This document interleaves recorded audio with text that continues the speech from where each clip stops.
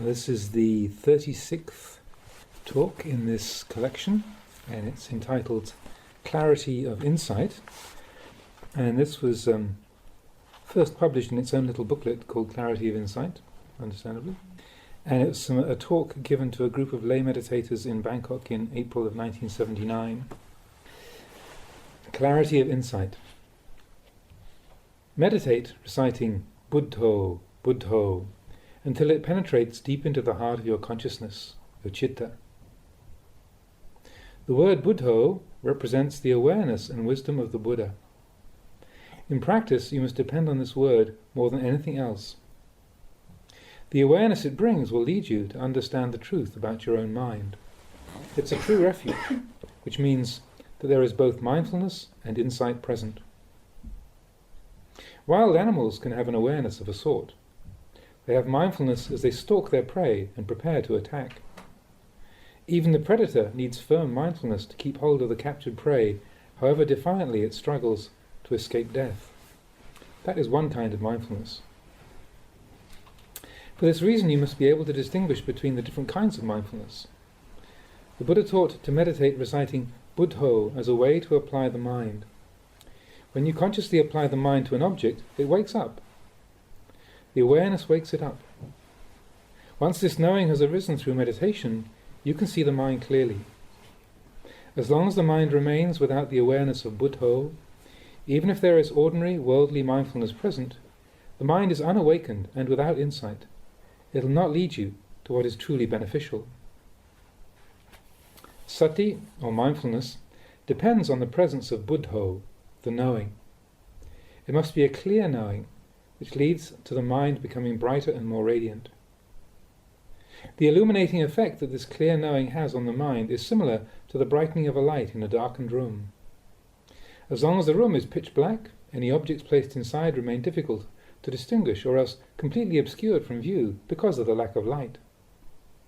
As you begin intensifying the brightness of the light inside, it will penetrate throughout the whole room, enabling you to see more clearly from moment to moment, thus allowing you to know more and more the details of any object that's inside there. You could also compare training the mind with teaching of a child. It would be impossible to force a child who hasn't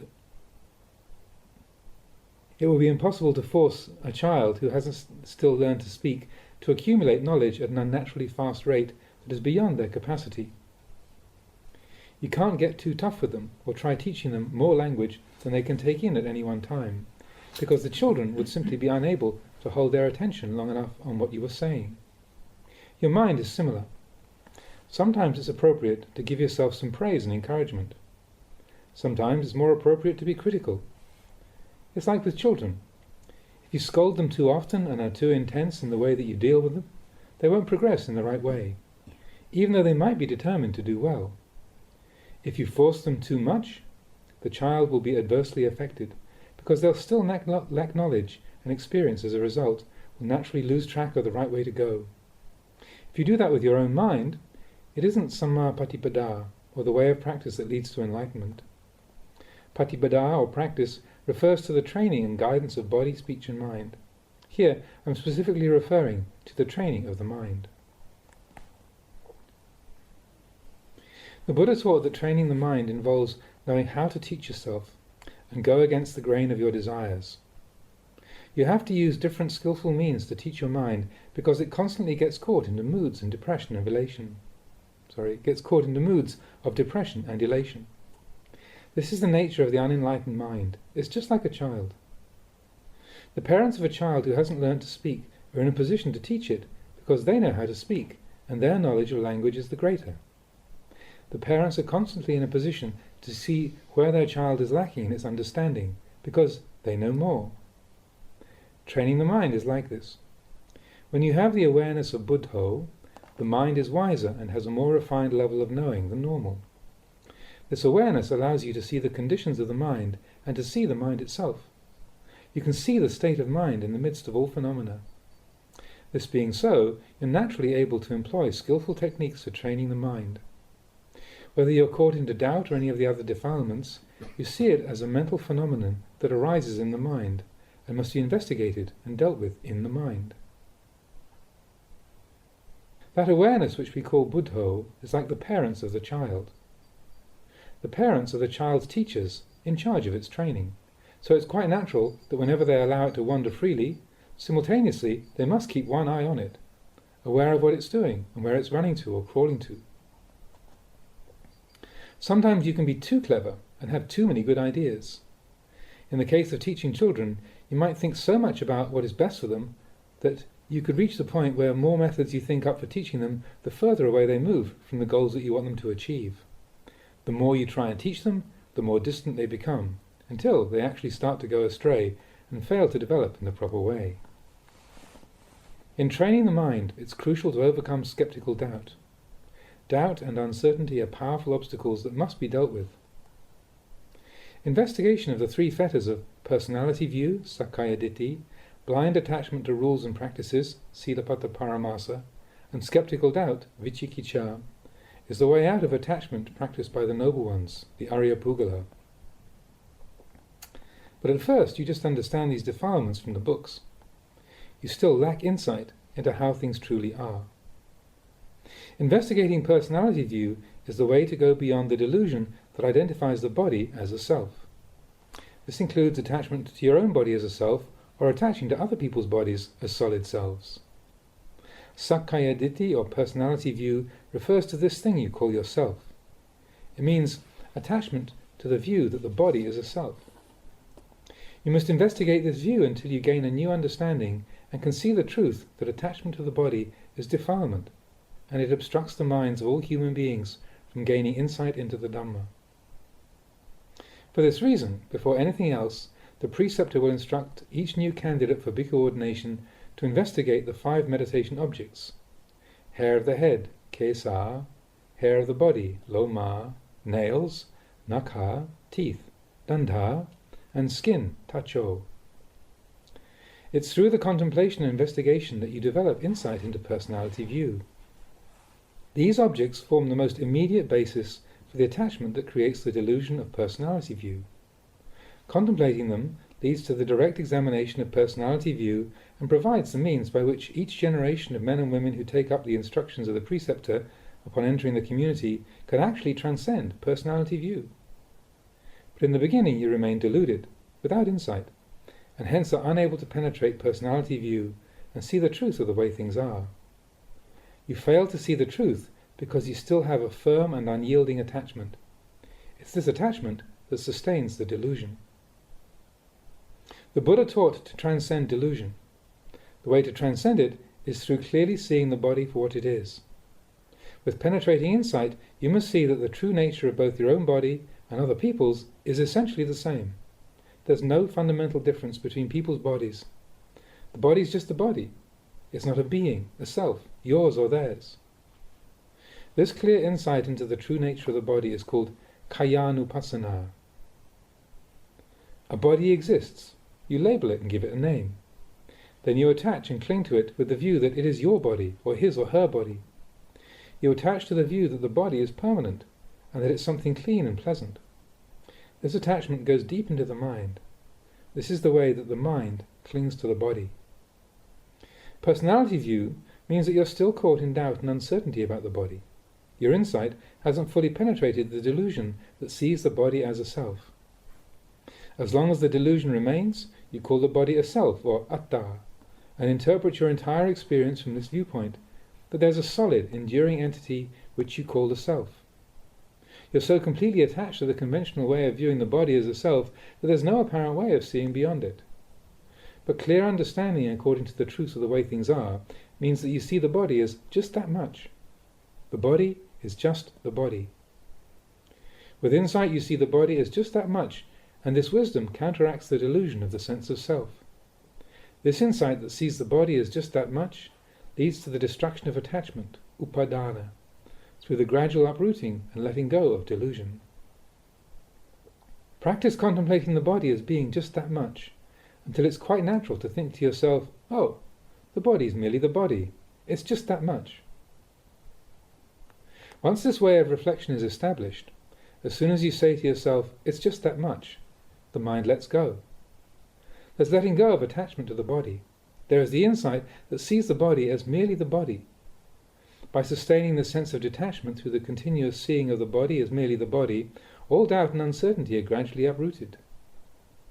As you investigate the body, the more clearly you see it as just the body, rather than a person, a being, a me or a them, the more powerful the effect on the mind, resulting in the simultaneous removal of doubt and uncertainty.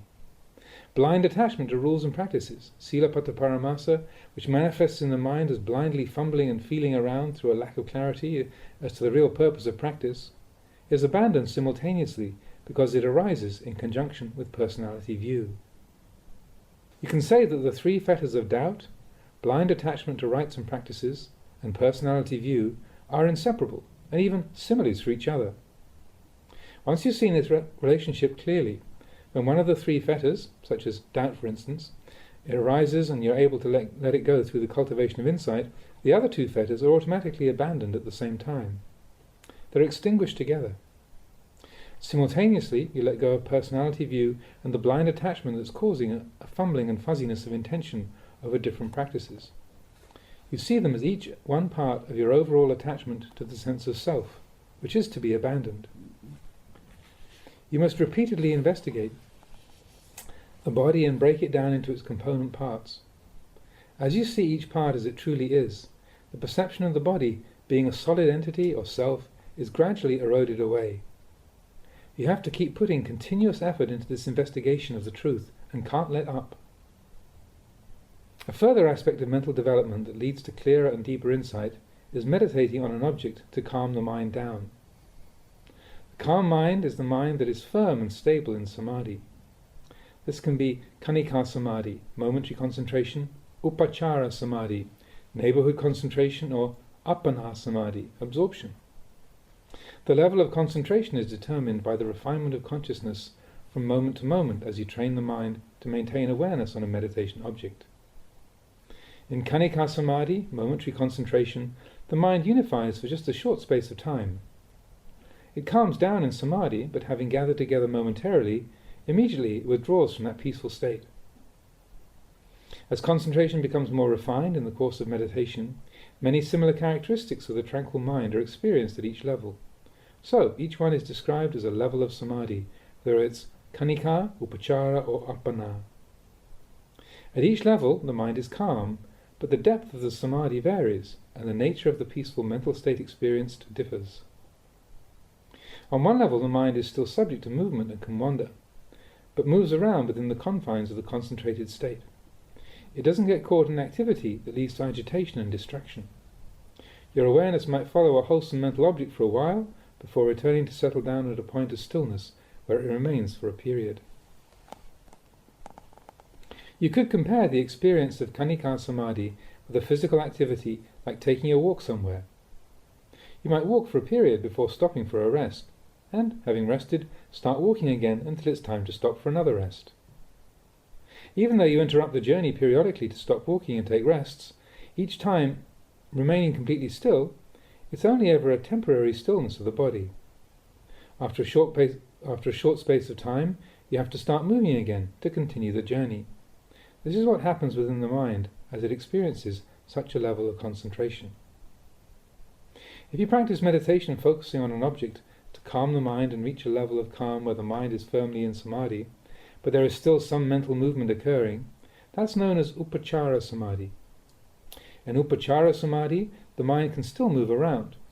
This movement takes place within certain limits. The mind doesn't move beyond them. The boundaries within which the mind can move are determined by the firmness and stability of concentration. The experience is as if you alternate between a state of calm and a certain amount of mental activity. The mind is calm for some of the time and active for the rest. Within that activity there is a certain level of calm and concentration that persists, but the mind is not completely still or immovable. It's still thinking a little and wandering about. It's like you're wandering around inside your own home. You wander around within the limits of your concentration. Without losing awareness and moving outdoors away from the meditation object, the movement of the mind stays within the bounds of the wholesome, kusala, wholesome mental states. It doesn't get caught into any mental proliferation based on unwholesome or akusala mental states. Any thinking remains wholesome. Once the mind is calm, it necessarily experiences wholesome mental states from moment to moment. During the time it's concentrated, the mind only experiences wholesome mental states and periodically settles down to become completely still and one-pointed on its object. So, the mind still experiences some movement, circling around its object. It can still wander. It might wander around within the confines set by the level of concentration, but no real harm arises from this movement because the mind is calm in samadhi. This is how the development of the mind proceeds in the course of practice. In appana samadhi, the mind calms down and is stilled to a level where it is at its most subtle and skillful. Even if you experience sense impingement from the outside, such as sounds and physical sensations, it remains external and is unable to disturb the mind. You might hear a sound, but it won't distract your concentration. There is the hearing of the sound, but the experience is as if you don't hear anything. There is awareness of the impingement, but it's as if you're not aware. This is because you let go. The mind lets go automatically. Concentration is so deep and firm that you let go of attachment to sense impingement quite naturally. The mind can absorb into this state for long periods. Having stayed inside for an appropriate amount of time, it then withdraws. Sometimes, as you withdraw from such a deep level of concentration, a mental image of some aspect of your own body can appear. It might be a mental image displaying an aspect of the unattractive nature of your body that arises into consciousness. As the mind withdraws from the refined state, the image of the body appears to emerge and expand from within the mind. Any aspect of the body could come up as a mental image and fill up the mind's eye at that point. Images that come up in this way are extremely clear and unmistakable. You have to have genuinely experienced very deep tranquility for them to arise. You see them absolutely clearly, even though your eyes are closed. If you open your eyes, you can't see them, but with eyes shut and the mind absorbed in samadhi, you can see such images as clearly as if viewing the object with your eyes wide open. You can even experience a whole train of consciousness, where from moment to moment the mind's awareness is fixed on images expressing the unattractive nature of the body. The appearance of such images in a calm mind can become the basis for insight into the impermanent nature of the body, as well as into its unattractive, unclean and unpleasant nature, or into the complete lack of any real self or essence within it. When these kinds of special knowledge arise, they provide the basis for skillful investigation and the development of insight. You bring this kind of insight right inside your own heart. As you do this more and more, it becomes the cause for insight knowledge to arise by itself. Sometimes when you turn your attention to reflecting on the subject of asubha, or unattractiveness of the body, images of different unattractive aspects of the body can manifest in the mind automatically. These images are clearer than any you could try to summon up with your imagination, and lead to insight of a far more penetrating nature than that gained through the ordinary kind of discursive thinking. This kind of clear insight has such a striking impact that the activity of the mind is brought to a stop, followed by the experience of a deep sense of dispassion. The reason it's so clear and piercing is that it originates from a completely peaceful mind. Investigating from within a state of calm leads you to clearer and clearer insight, the mind becoming more peaceful as it is increasingly absorbed in the contemplation. The clearer and more conclusive the insight, the deeper inside the mind penetrates with its investigation, constantly supported by the calm of samadhi. This is what the practice of kammatthana involves. Continuous investigation in this way helps you to repeatedly let go of, and ultimately destroy, attachment to personality view. It brings an end to all remaining doubt and uncertainty about this heap of flesh we call the body, and the letting go of blind attachment to rules and practices. Even in the event of serious illness, tropical fevers or different health problems that normally have a strong physical impact and shake the body up, your samadhi and insight remains firm and imperturbable. Your understanding and insight allows you to make a clear distinction between mind and body. The mind is one phenomenon, the body another.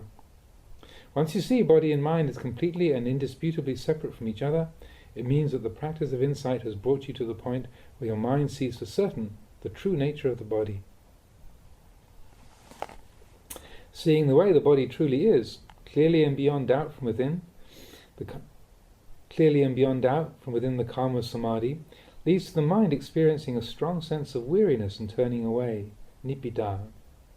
This turning away comes from the sense of disenchantment and dispassion that arises as the natural result of seeing the way things are. It's not a turning away that comes from ordinary worldly moods, such as fear, revulsion, or other unwholesome qualities like envy or aversion. It's not coming from the same root of attachment as those defiled mental states. This is a turning away that has a spiritual quality to it and has a different effect on the mind from that of the normal moods of boredom and weariness experienced by ordinary unenlightened human beings, putujanas. Usually, when ordinary unenlightened human beings are weary and fed up, they get caught into moods of aversion, rejection, and seeking to avoid. The experience of insight is not the same. The sense of world weariness that grows with insight, however, leads to detachment, turning away, and aloofness that comes naturally from investigating and seeing the truth of the way things are. It's free from attachment to a sense of self that attempts to control and force things to go according to its desires. Rather, you let go with an acceptance of the way things are. The clarity of insight is so strong that you no longer experience any sense of a self that has to struggle against the flow of its desires or endure through attachment. The three fetters of personality view, doubt, and blind attachment to rules and practices that are normally present underlying the way you view the world can't delude you or cause you to make any serious mistakes in practice. This is the very beginning of the path, the first clear insight into ultimate truth, and paves the way for further insight. You could describe it as penetrating the Four Noble Truths. The Four Noble Truths are things to be realized through insight. Every monk and nun who's ever realized them has experienced such insight into the truth of the way things are. You know suffering, you know the cause of suffering, you know the cessation of suffering, and you know the path leading to the cessation of suffering. Understanding of each noble truth emerges at the same place within the mind. They come together and harmonize as the factors of the Noble Eightfold Path, and the Buddha taught that they are to be realized within the mind. As the path factors converge in the center of the mind, they cut through any doubts and uncertainty you still have concerning the way of practice. During the course of practicing, it's normal that you experience the different conditions of the mind. You constantly experience desires to do this and that, or go to different places, as well as the different moods of mental pain, frustration, or else indulgence in pleasure-seeking. All of these are just the fruits of past karma. All this resultant karma swells up inside the mind and puffs it out. However, it is the product of past actions. Knowing that it is all stuff coming up from the past, you don't allow yourself to make anything new or extra out of it. You observe and reflect on the arising and cessation of conditions. That which has not yet arisen is still unarisen. This word arise refers to upadana, or the mind's firm attachment and clinging.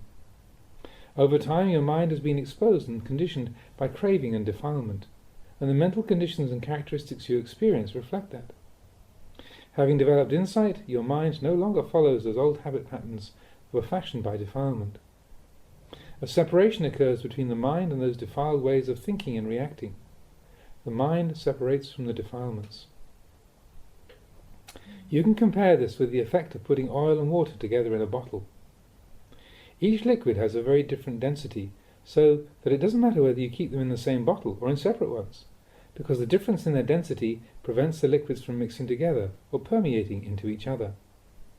The oil doesn't mix with the water and vice versa. They remain in separate parts of the bottle. You can compare the bottle with the world, and these two different liquids in the bottle that have been put there are forced to stay within its confines are similar to you living in the world with insight that separates your mind from the defilements. You can say that you're living in the world and following the conventions of the world, but without attaching to it. When you have to go somewhere, you say you're going.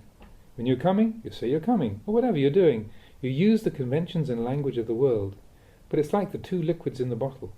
They're in the same bottle, but they don't mix together. You live in the world, but at the same time you remain separate from it. The Buddha knew the truth for himself. He was the Lokavidu, the knower of the world. Now, what are the sense bases, the ayatana? They consist of the eyes, ears, nose, tongue, body and mind.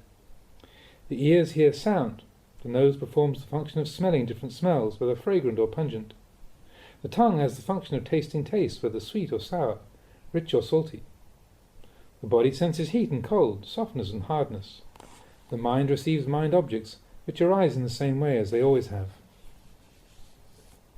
The sense bases function just as they did before. You experience sensory impingement in just the same way as you always have. It's not true that after the experience of insight, your nose no longer experiences any smells, or your tongue that formerly was able to taste can no longer taste anything, or the body is unable to feel anything anymore. Your ability to experience the world through the senses remains intact, just the same as before you started practicing insight. But the mind's reaction to sense impingement is to see it as just that much. The mind doesn't attach to fixed perceptions or make anything out of the experience of sense objects. It lets go. The mind knows that it's letting go. As you gain insight into the true nature of the Dhamma, it naturally results in letting go. There is an awareness followed by the abandoning of attachment. There is understanding and then letting go. With insight you set things down. Insight knowledge doesn't lead to clinging or attachment. It doesn't increase your suffering. That's not what happens. True insight into the Dhamma results in letting go. You know that attachment is the cause of suffering, so you abandon it. Once you have insight, the mind lets go. It puts down what it was formerly holding on to. Another way to describe this is to say that you're no longer fumbling or groping around in your practice. You're no longer blindly groping and attaching to forms, sounds, smells, tastes, bodily sensations or mind objects. The experience of sense objects through the eyes, ears, nose, tongue, body and mind no longer stimulates the same old habitual movements of mind where it's seeking to get involved with such sense objects or adding on to the experience through further proliferation. The mind doesn't create things around sense contact. Once contact has occurred, you automatically let go. The mind discards the experience.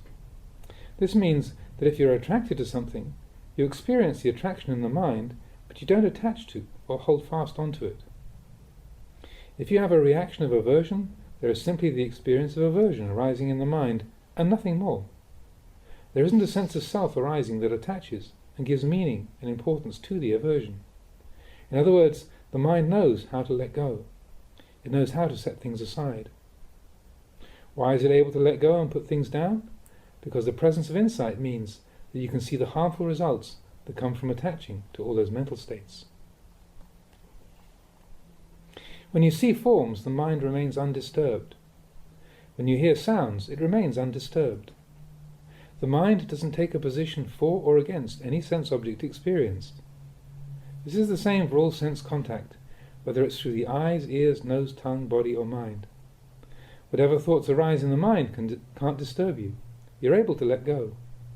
You may perceive something as desirable, but you don't attach to that perception or give it any special importance. It simply becomes a condition of mind to be observed without attachment. This is what the Buddha described as experiencing sense object as just that much.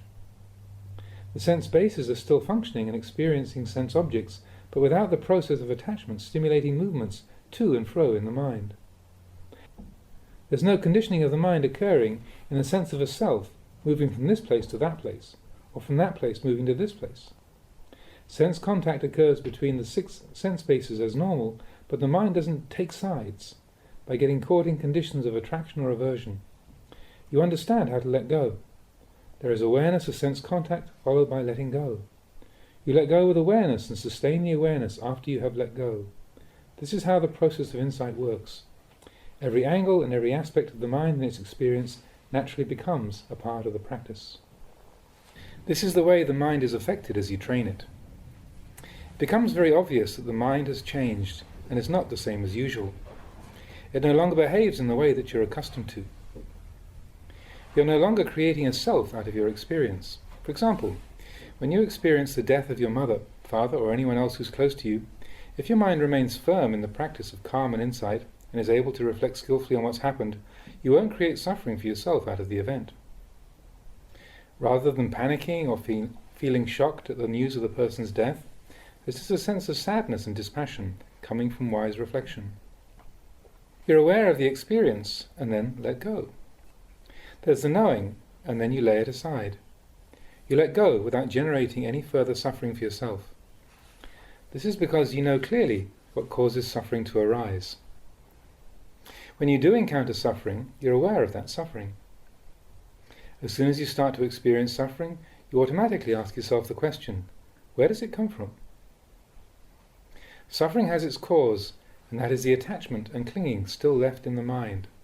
So you have to let go of the attachment. All suffering comes from a cause. Having created the cause, you abandon it. Abandon it with wisdom. You let go of it through insight, which means wisdom. You can't let go through delusion. This is the way it is. The investigation and development of insight into the Dhamma gives rise to this profound peace of mind.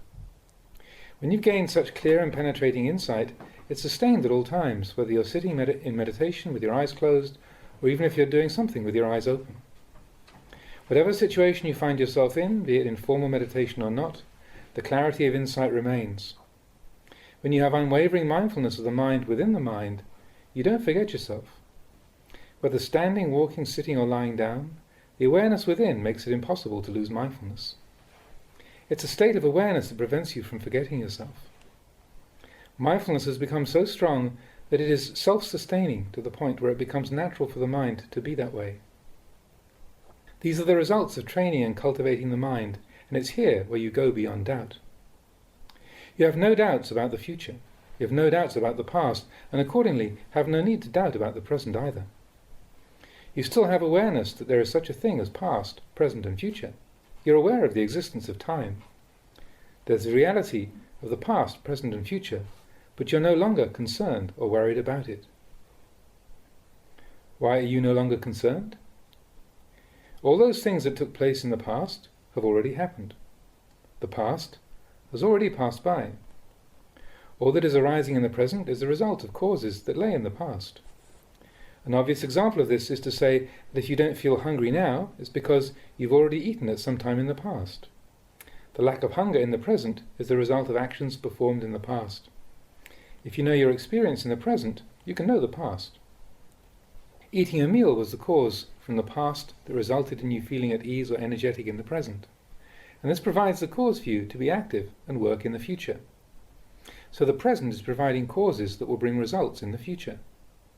The past, present and future can thus be seen as one and the same. The Buddha called it Eko Dhammo, the unity of the Dhamma. It isn't many different things. There's just this much. When you see the present, you see the future. By understanding the present, you understand the past. Past, present and future make up a chain of continuous cause and effect, and hence are constantly flowing on from one to the other. There are causes from the past that produce results in the present, and these are already producing causes for the future. The process of cause and result applies to practice in the same way. You experience the fruits of having trained the mind in samadhi and insight, and these necessarily make the mind wiser and more skillful. The mind completely transcends doubt. You're no longer uncertain or speculating about anything. The lack of doubt means you no longer fumble around or have to feel your way through the practice. As a result, you live and act in accordance with nature.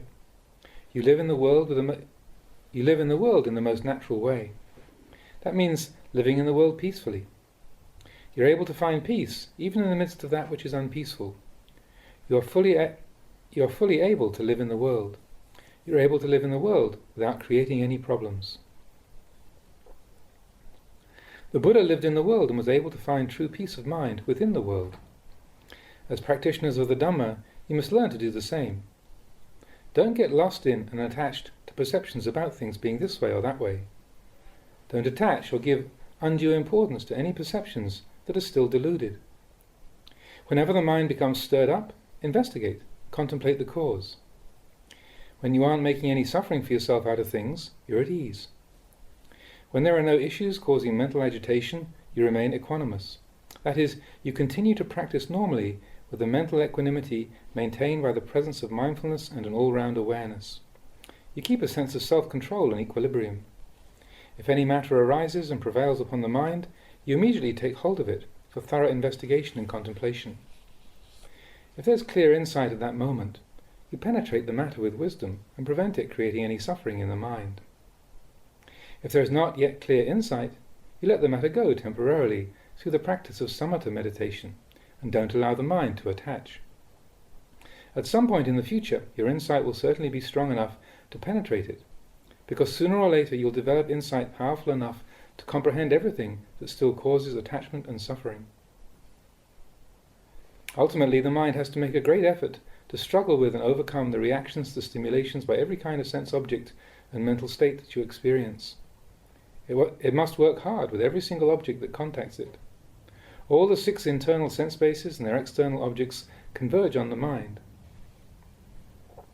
By focusing awareness on the mind alone, you gain understanding and insight into the eyes, ears, nose, tongue, body, mind, and all their objects. The mind is there already, so the important thing is to investigate right at the center of the mind. The further you go investigating the mind itself, the clearer and more profound is the insight that emerges. This is something I emphasize when teaching, because understanding this point is crucial to the practice. Normally, when you experience sense contact and receive impingement from different objects, the mind is just wanting to react with attraction or aversion. This is what happens with the unenlightened mind. It's ready to get caught in good moods because of one kind of stimulation, or bad moods because of another kind. Here you examine the mind with firm and unwavering attention. As you experience different objects through the senses, you don't let it feed mental proliferation. You don't get caught in a lot of defiled thinking. You are already practicing vipassana and depending on insight wisdom to investigate all sense objects. The mode of vipassana meditation is what develops wisdom. Training with the different objects of samatha meditation, whether it's the recitation of a word such as Buddho, Dhammo, Sangho, or the practice of mindfulness with the breathing, results in the mind experiencing the calm and firmness of samadhi. In samatha meditation, you focus awareness on a single object and let go of all others temporarily. Vipassana meditation is similar because you use the reflection, don't believe it, as you make contact with sense objects. Practicing vipassana, you don't let any sense object delude you. You're aware of each sense object as soon as it converges in on the mind, whether it's experienced with the eyes, ears, nose, tongue, body, or mind, and you use this reflection, don't believe it, almost like a verbal meditation object to be repeated over and over again. Every object immediately becomes a source of insight. You use the mind that is firm in samadhi to investigate each object's impermanent nature. At each moment of sense contact, you bring up the reflection, it's not certain, or this is impermanent. If you're caught in delusion and believe that the object experienced If you're caught in delusion and believe in the object experienced, you suffer, because all these dhammas, phenomena, are not self, anatta. If you attach to anything that's non-self and misperceive it as self, it automatically becomes a cause for pain and distress. This is because you attach to mistaken perceptions. Repeatedly examine the truth over and over again until you understand clearly that all these sense objects lack any true self. They do not belong to any real self. Why then do you misunderstand and attach to them as being a self or belonging to a self? This is where you must put forth effort to keep reflecting on the truth. They aren't truly you. They don't belong to you. Why do you misunderstand them as being a self? None of these sense objects can be considered as you in any ultimate sense, so why do they delude you into seeing them as a self? In truth, there's no way it could possibly be like that. All sense objects are impermanent, so why do you see them as permanent? It's incredible how they delude you. The body is inherently unattractive, so how can you possibly attach to the view that it's something attractive? These ultimate truths, the unattractiveness of the body and the impermanence and lack of self in all formations, become obvious with investigation. Finally, you see that this thing we call the world is actually a delusion created out of these wrong views. As you use insight meditation to investigate the 3 characteristics and penetrate the true nature of phenomena, it's not necessary to do anything special. There's no need to go to extremes.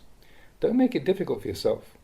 Focus your awareness directly, as if you're sitting down receiving guests who are entering into a reception room. In your reception room, there is only one chair, so the different guests that come into the So the different guests that come into the room to meet you are unable to sit down because you are already sitting in the only chair available.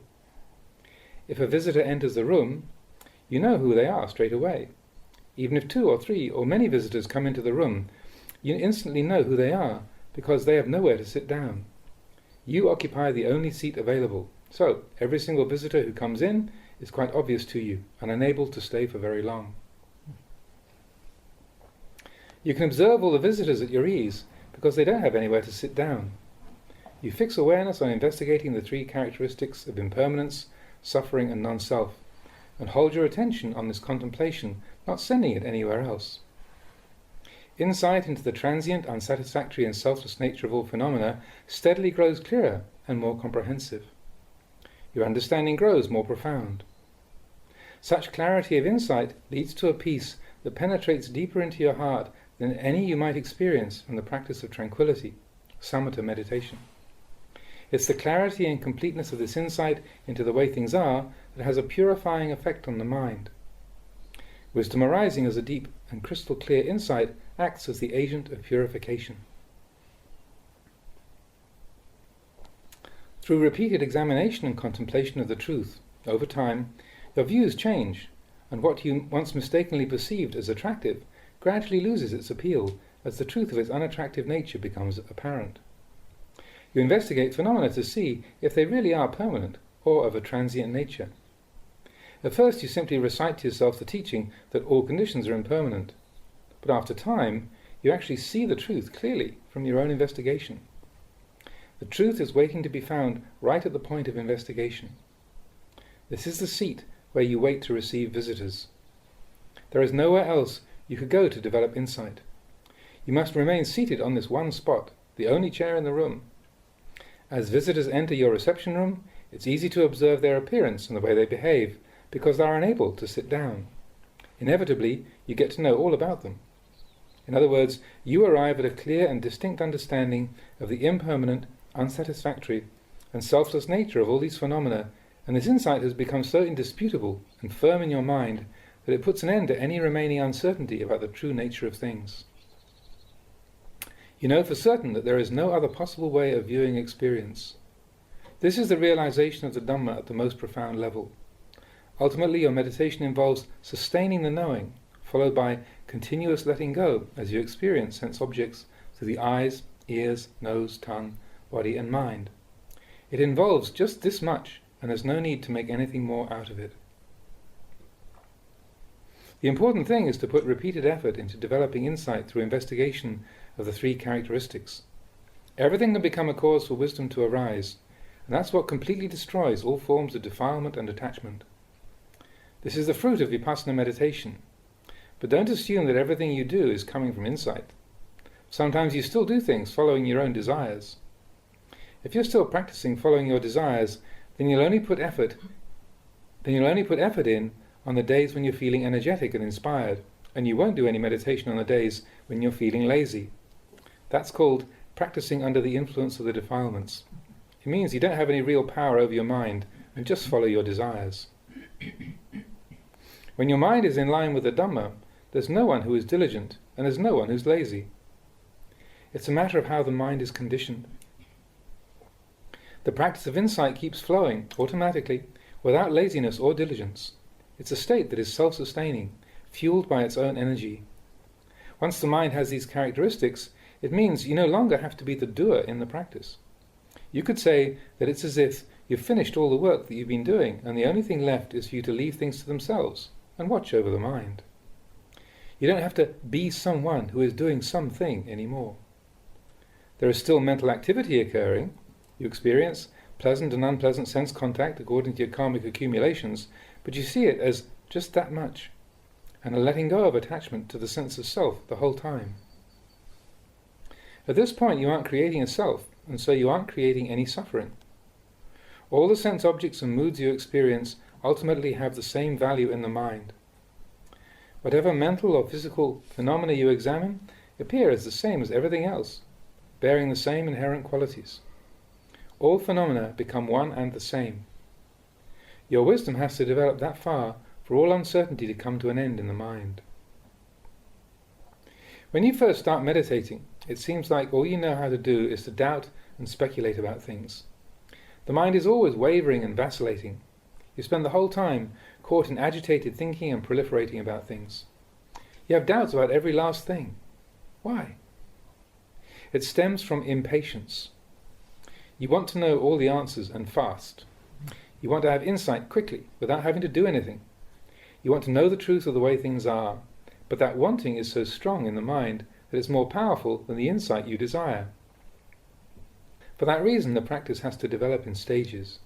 You must go one step at a time. In the first place, you need to put forth persistent effort. You also need the continuous support of your past good actions and development of the 10 spiritual perfections, parami.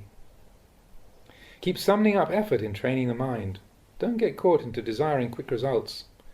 That just leads you to disappointment and frustration when insights are slow to come. Thinking like that won't help you.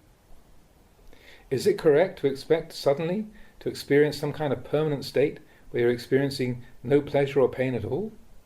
It doesn't matter what the mind throws up at you. At that time, when you do get overwhelmed by pleasure and pain, stimulated by contact between the mind and different sense objects, you don't have any idea what level your practice has reached. But within a short space of time, such moods lose power over the mind. Actually, such impingement can be of benefit, because it reminds you to examine your own experience. You get to know what reactions all the sense objects, thoughts and perceptions you experience bring up in the mind. You know, both in the cases when they lead the mind towards agitation and suffering, and when they hardly stir the mind at all. Some meditators just want to have insight into the way the mind is affected by pleasant objects.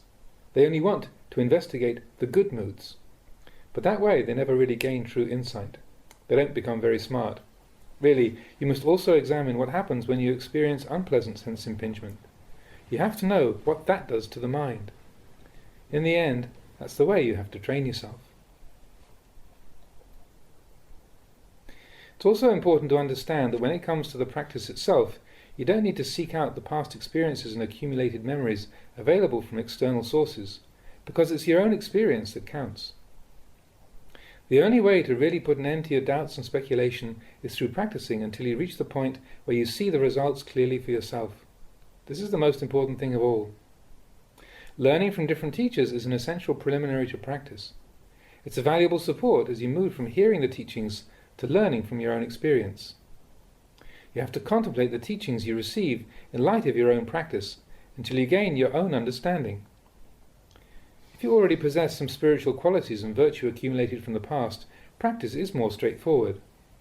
When other people give you advice, generally it can save you time by helping you to avoid mistakes and to go directly into the heart of the practice. If you try practicing alone without any guidance from others, the path you follow will be a slower one, with more detours.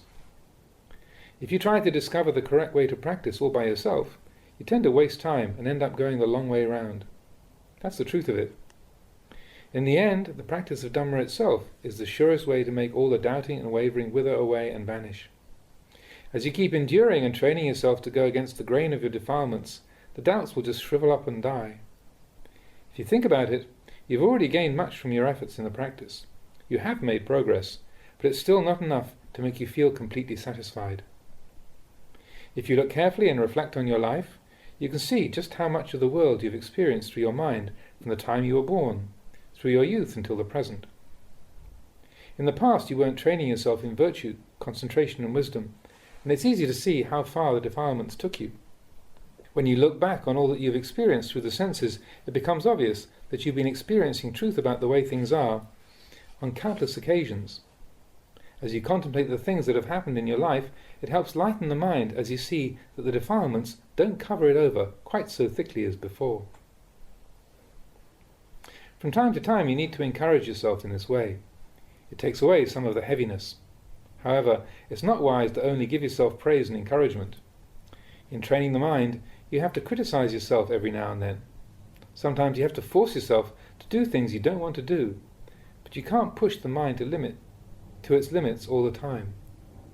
As you train yourself in meditation, it's normal that the body, which is a conditioned phenomenon, is subject to stress, pain, and all sorts of different problems as conditions affect it. It's just normal for the body to be like that. The more you train yourself in sitting meditation, the more skilled at it you become, and naturally you can sit for longer periods. At first you might only be able to manage 5 minutes before you have to get up, but as you practice more, the length of time you can sit comfortably increases from 10 to 20 minutes. Till the end you can sit for a whole hour without having to get up.